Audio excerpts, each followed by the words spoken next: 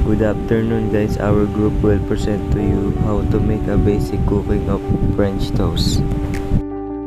French toast ingredients: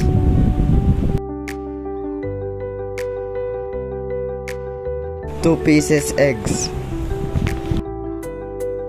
1 slice unsalted butter, honey syrup, 2 teaspoons of pure vanilla extract, 1/8 iodized salt, 1 cup of 2% milk, 2 tablespoons of sugar, 4 slices of sandwich bread.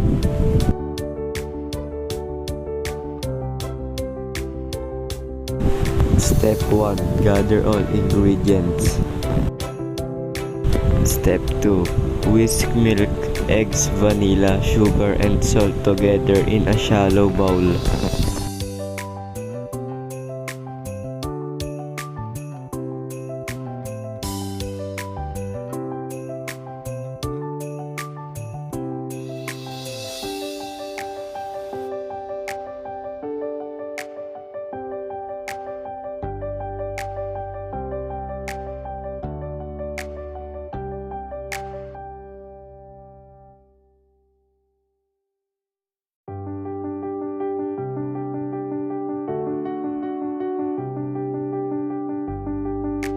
Step 3. Lightly butter a griddle or skillet and heat over medium-high heat.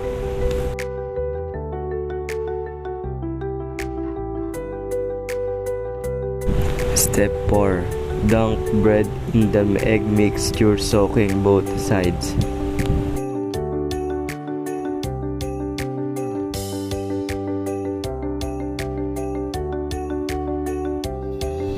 Step 5. Transfer to the hot skillet and cook until golden, 3 to 4 minutes per side.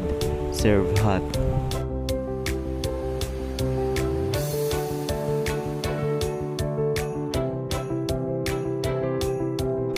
Nutrition facts: 240 calories, 6 gram fat, 34 gram of carbs, 11 gram of protein.